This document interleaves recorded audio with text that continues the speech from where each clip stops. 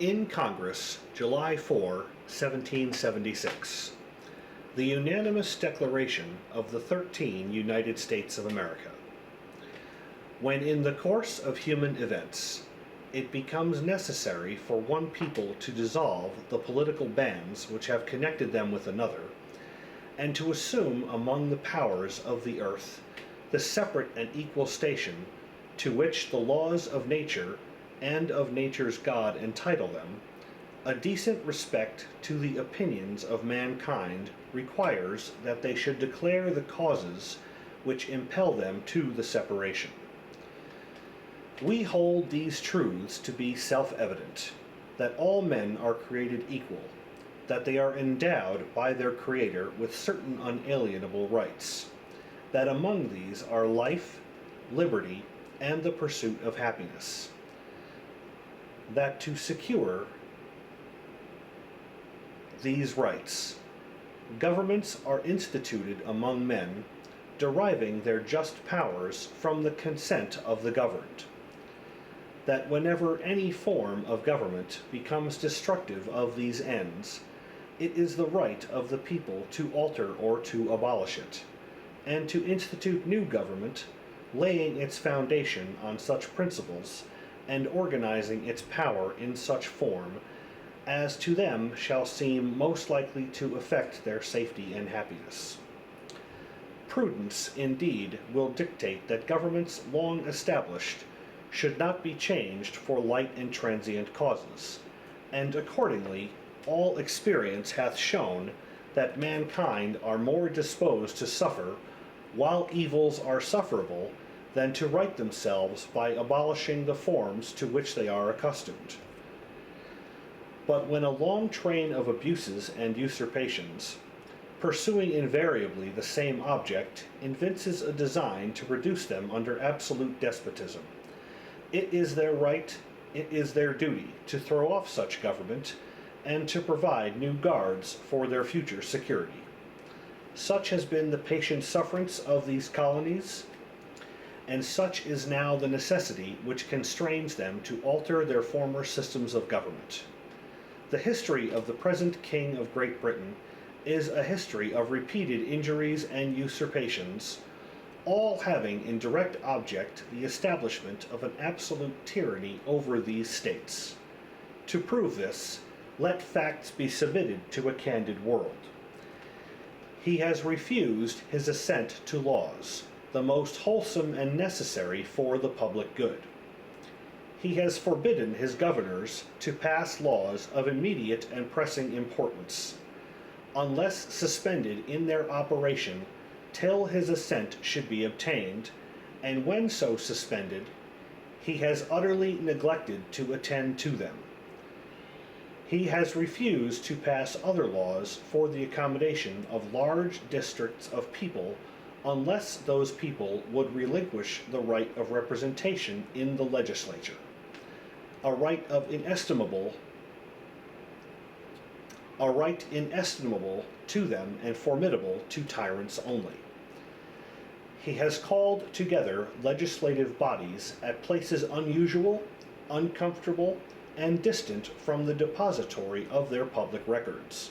for the sole purpose of fatiguing them into compliance with his measures. He has dissolved representative houses repeatedly, for opposing with manly firmness his invasions on the rights of the people. He has refused for a long time after such dissolutions to cause others to be elected, whereby the legislative powers, incapable of annihilation, have returned to the people at large for their exercise, the state remaining in the meantime exposed to all the dangers of invasion from without and convulsions within. He has endeavored to prevent the population of these states, for that purpose obstructing the laws for naturalization of foreigners, refusing to pass others to encourage their migrations hither, and raising the conditions of new appropriation of lands. He has obstructed the administration of justice by refusing his assent to laws for establishing judiciary powers, He has made judges dependent on his will alone, for the tenure of their offices and the amount and payment of their salaries. He has erected a multitude of new offices and sent hither swarms of officers to harass our people and eat out their substance. He has kept among us, in times of peace, standing armies without the consent of our legislatures. He has affected to render the military independent of and superior to the civil power. He has combined with others to subject us to a jurisdiction foreign to our Constitution and unacknowledged by our laws, giving his assent to their acts of pretended legislation, for quartering large bodies of armed troops among us, for protecting them by a mock trial from punishment for any murders which they should commit on the inhabitants of these states, for cutting off our trade with all parts of the world, for imposing taxes on us without our consent, for depriving us in many cases of the benefits of trial by jury, for transporting us beyond seas to be tried for pretended offenses, for abolishing the free system of English laws in a neighboring province, establishing therein an arbitrary government, and enlarging its boundaries so as to render it at once an example and fit instrument for introducing the same absolute rule into these colonies, for taking away our charters, abolishing our most valuable laws, and altering fundamentally the forms of our governments, for suspending our own legislatures and declaring themselves invested with power to legislate for us in all cases whatsoever. He has abdicated government here by declaring us out of his protection and waging war against us.